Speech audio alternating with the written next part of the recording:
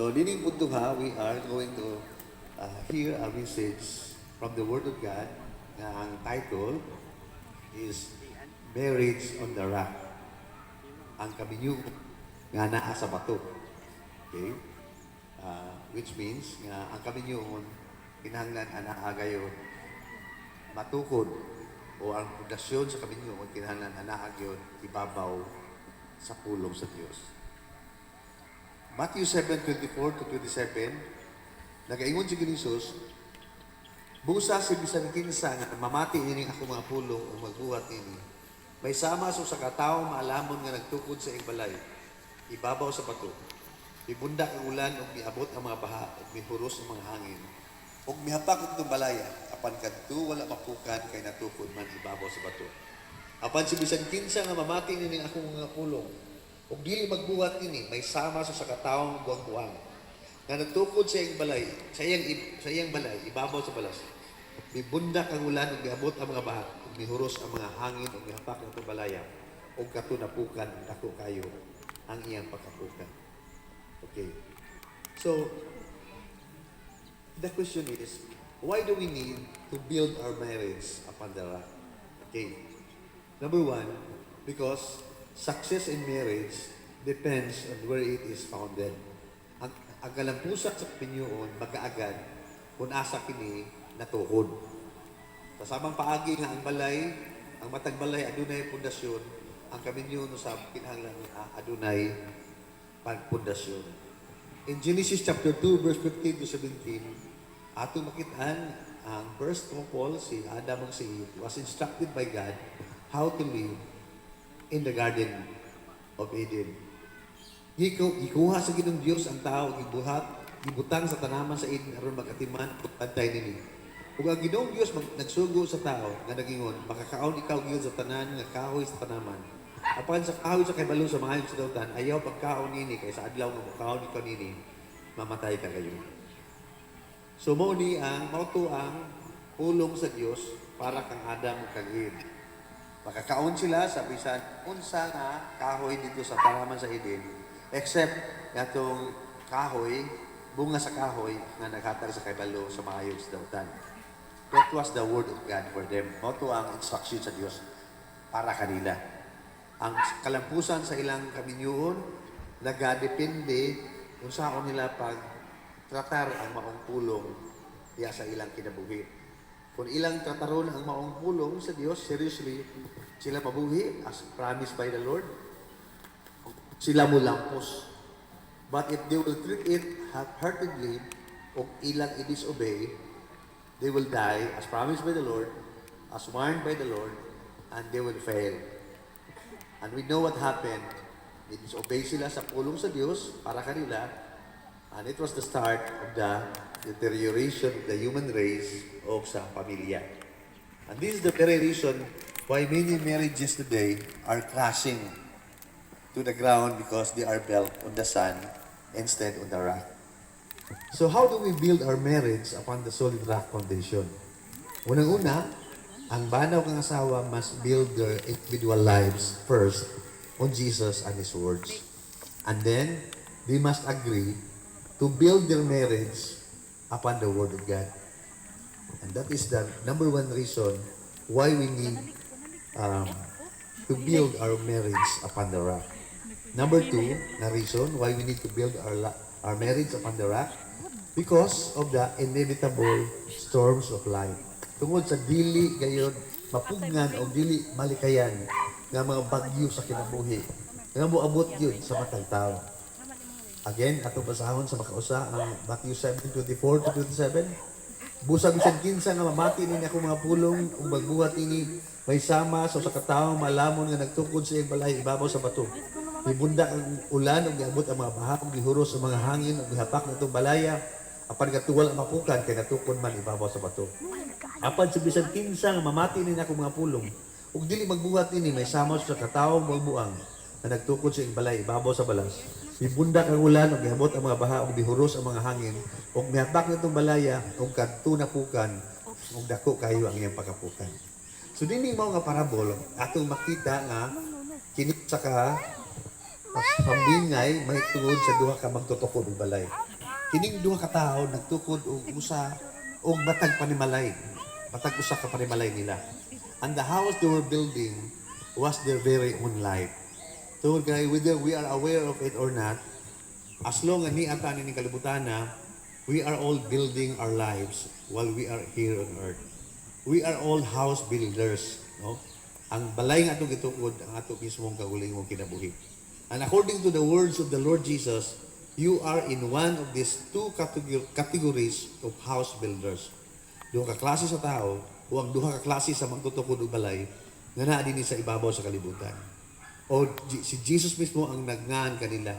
Ang una, itawag niya nga maalamong tao.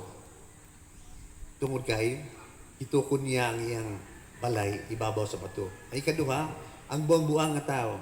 Tungod kay gitukod niya ang iyang balay ibabaw sa palas. Okay?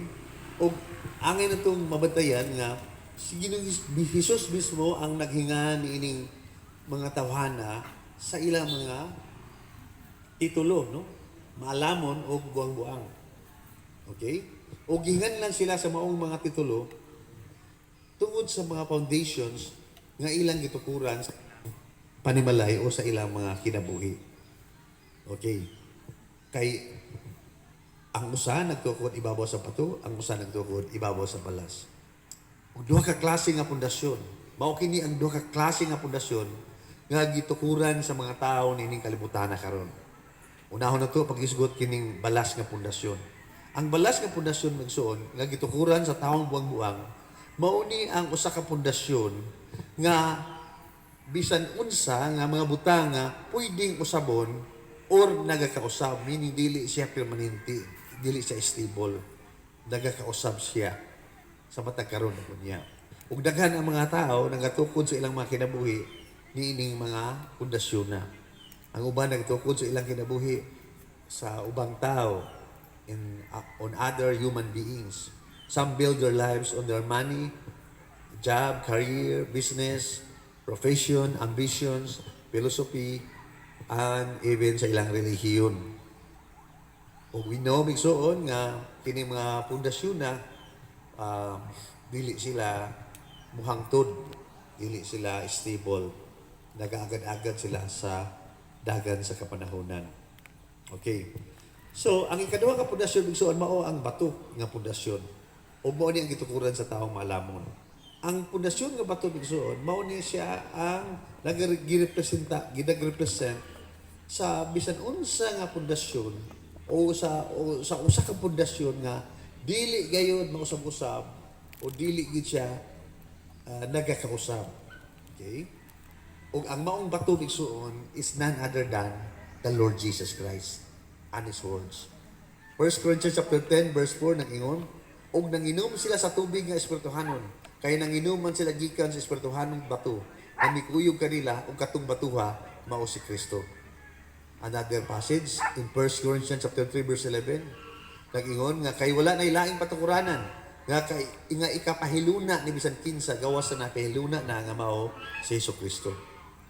Another verse sa Buhat 4:11 nga 12, si Jesus mao ang gisgutan sa kasulatan na nag-ingon nga ang bato nga gisalikway ninyo mga magtutukod og balay nahimo hinuon nga labing mahindanong bato. Ang kaluwasan makaplagan lamang diya kaniya kay dinhi sa kalibutan. Wala nay laing ngalan nga gihatag sa Dios kadto sa katawan nga mao'y makaluwas kanato. So, nag-ingon ang Bible bigsuon nga ang musalig nining maong batuha, nining maong nga bato, dili gid maulawan. He who believes in Him will not be disappointed. Unfortunately, mauning batuha, mauning nga pundasyon ang isalikway sa kadaghanan. Daghan ang mipili nga nitukod sa ilang panimalay o sa ilang balay o sa ilang kinabuhi dito hinuon sa balas nga dili permanente nagakausab pwedeng usabon. Hallelujah. So, nganong dili man, nganong kinahanglan man nga atong itukod atong kinabuhi or balay or atong kaminyoon diha sa bato nga pundasyon. Kung kay kini nga bato nga pundasyon mao si Jesus. O ang Bible ang kanato nga si Jesus mo gyapon kagahapon karon ug sa walay katapusan. According sa Hebrews chapter 13 verse 8. Siya ang rock of our salvation. Siya ang atong bato sa atong kaluwasan. Hallelujah. So, dinhi ato makita nga sa verse 25 and 27, dinhi ang duha ka balay nakasinati sa kanang gitawag nga ulan, baha ug hangin. Ingon ang verse 25, bibudak ang ulan ug mihabot ang mga baha ug mihuros ang mga hangin ug mihapak natong balaya. Apan kadto wala papukan kay natugod man ibabaw sa bato. In verse 27, bibudak ang ulan ug miabot ang mga baha ug mihuros ang mga hangin ug mihapak natong balaya ug kadto napukan ug dako kayo ang iyang pakapukan. So therefore nagsuon kining duha ka mga balay nga natukod ibabaw sa bato, ang usa natukod ibabaw sa balas, pulos sila nakasinati, naka-encounter nga sa kanang tulo ka elements, no? Kining kusog nga hangin, kusog nga ulan, daghan nga ulan, unya baha, bulog sa baha. These three elements represent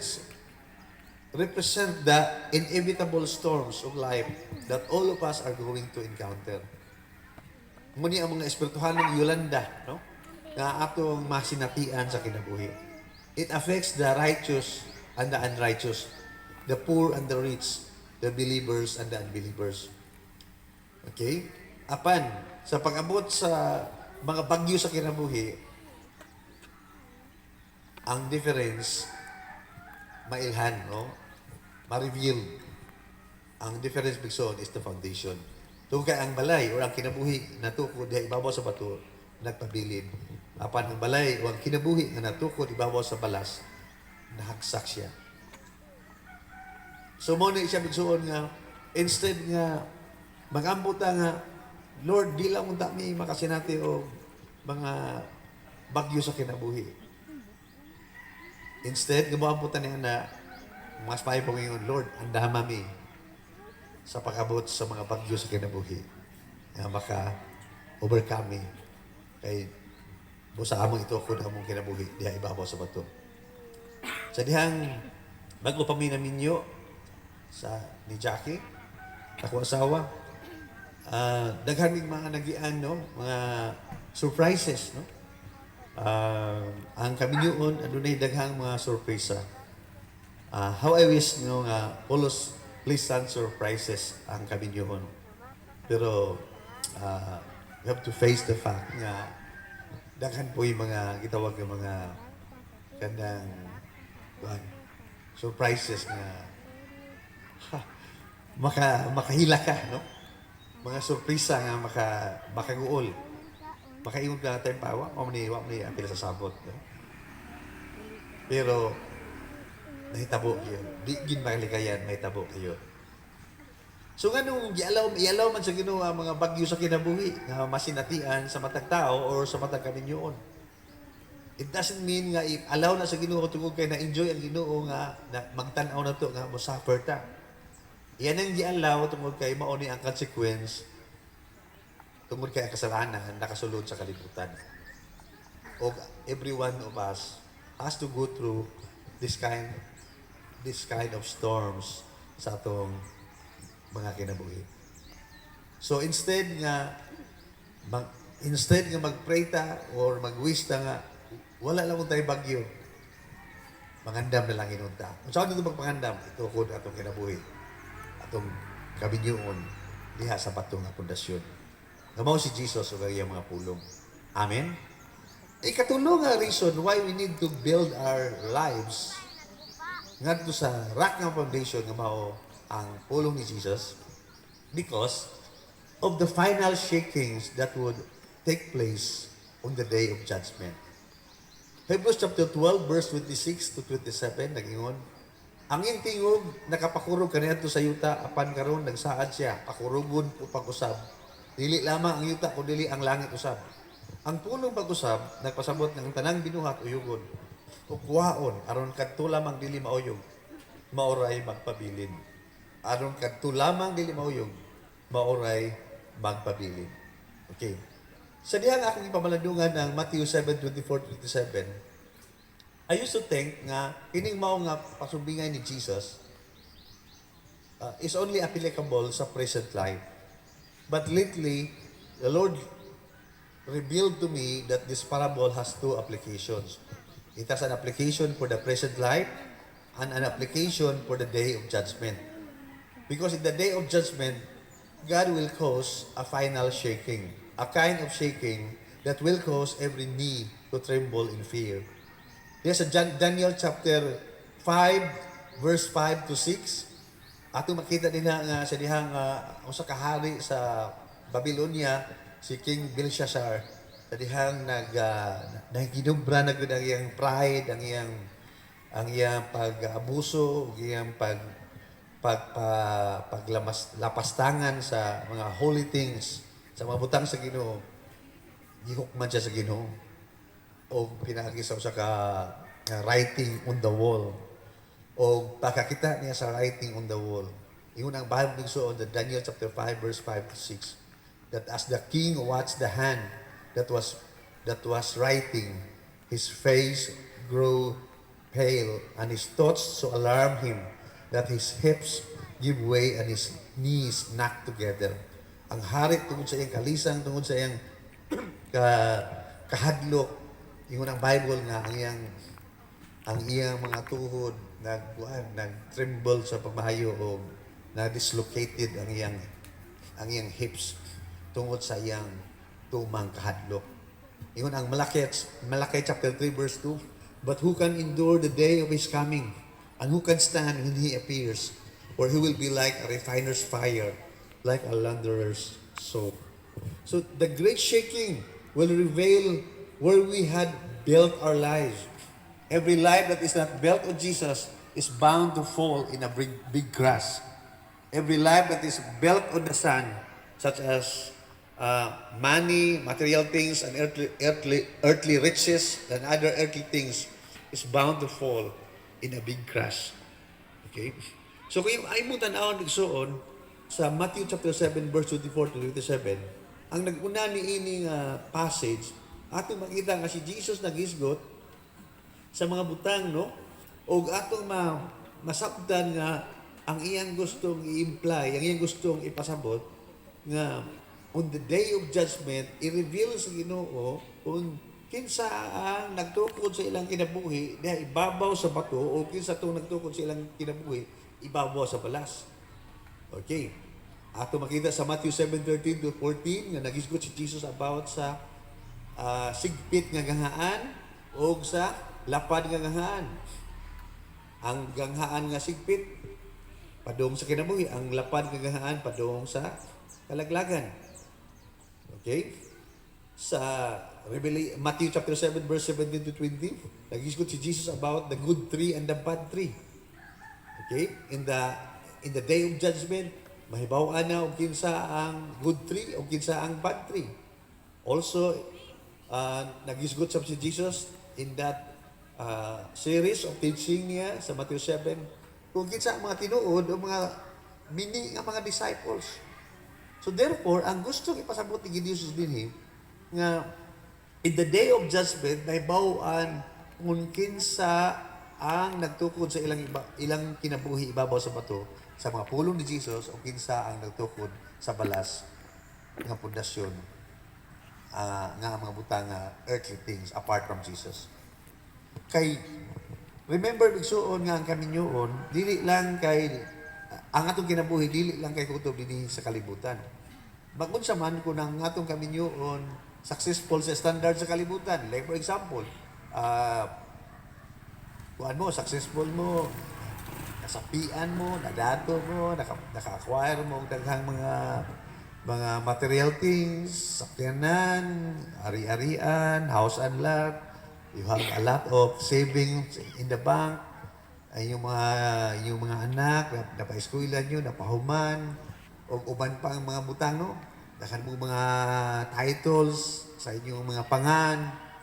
And then, at the end of your life, nahibaw-anin mo nga katungtanan nga mga butang, mga balas na di ay, no? You are building your life di ay ibabaw sa balas. Okay, so makaingon ta nga kawang lang ang tanan. So nganong kinahanglan ito kun dato ato kinabuhi? Ato kami niyon kay aron nga Kung galing, mubiya na tayo ni kalibutan na, matapos mag yun ang kinabuhi, makabarog ta sa atubangan sa Ginoo in the day of judgment, kung ma-found out na niya, na we have built our lives upon His words, upon the rock ng foundation, upon Jesus. Amen. Praise the Lord. So how to build on the rock? Unsa na ito pagtukod ng atong kinabuhi ibabaw sa bato? Ingon si Jesus, bisan kinsa nga mamati na ako mga pulong o magbuhat ini. So, number 1, katong nakadungog, maminaw ta. Or, pwede po mubasa. Or, mudungog yun ta. No? Kinalang maminaw ta, makadungog, makabasa ta sa pulong sa Diyos. And then, kung siya itong nabasahan, nadunggan, ato siyang i-obey or atong i-apply, atong ikinabuhi, atong i-practice sa atong tagsa-tagsa ka mga kinabuhi. Kaya kung igo lang ta nga nakadungog, unya, wala itong i-practice, wala itong i-apply, wala itong ikinabuhi, mauni ang ingon ni Jesus sa usa ka example sa usa ka tawo nga nagtukod sa iyang kinabuhi ibabaw sa balas. Igo lang nakadungog, pero wala motuman, wala mosunod, wala magkinabuhi, wala niya i-apply ang iyang nadungog nga pulong ni Jesus sa iyang kinabuhi. So how do we measure if we are really building our life upon Jesus? Okay, we must ask yourself with these questions. Unsa man yung mga question na? Number 1, giseryoso ba nimo ang pulong ni Jesus? Gihigog ba nimo si Jesus? Gisunod ba nimo si Jesus? Gibuhat ba nimo ang iyang kababuton para sa imong kinabuhi? Gikinabuhi ba nimo ang iyang plano, ang iyang desire para sa imong kinabuhi? You may be believing or assuming that you are building your life on the rock, but the only evidence that you are on the rock is your obedience to the Word of God. Your life must be characterized as obedient. Because if the pattern in your life with regards to the Word of God is neglecting the Word of God, disobeying the Word of God, not applying the Word of God, then brothers and sisters, you are not building your life on the rock. That is not how building on the rock looks like. Og nato ni Jesus sa iyang warning sa John 12:47 to 28, ingon siya, ang mamati sa akong mensahe dili magtuman ini, dili ko hukman. Miyanhi ako dili aron pagsilot sa kalibutan kung dili aron pagluwas dinhi. Adunay mo silot niadto magsalikway kanako ug dili mo dawat sa akong mensahe. Ang pulong akong gisulti mao niya ang maghukom kaniya sa katapusang adlaw. Every word ni Jesus nga atong nagdungog, nabasahan, pero wala na to gipanumbaling, wala na to tagda, wala na to seryoso, take for granted na to, wala na to gi-apply sa atong kinabuhi. Mao ni ang mga pulong nga motulisok ko niya nato sa adlaw sa paghukom. Hallelujah. Pero kung imong gituman, imong gi-apply, imong gikinabuhi ang pulong ni Jesus, kung moabot na ang adlaw nga matubang ka sa atubangan sa Dios, sa hukmanan ni Jesus, okay, you will be able to stand. Tugay, ang imong gibarugan, mao man ang iyang pulong. Remember, ang Matthew 24 to 35, nangingon, ang langit ug ang yuta mahanaw, para ako mga pulong, dili gayon mahanaw. 1 Peter 1:24 to 25, kaya ang tanang tao sama sa sagbot ug ang tanang himayan ini sama sa bulak sa sagbot. Ang sagbot malaya ug ang kabulakan mga tagak apan ang pulong sa Ginoo magpadayon hangtod sa kangturan. Kining pulong nga mao ang may balita ng isang Yahuda kaninyo.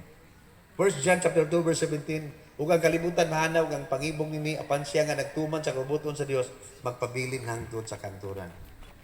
So, in the day of judgment, well, we have nothing to fear tungod kay ini katubang na to sa atubangan ni Jesus.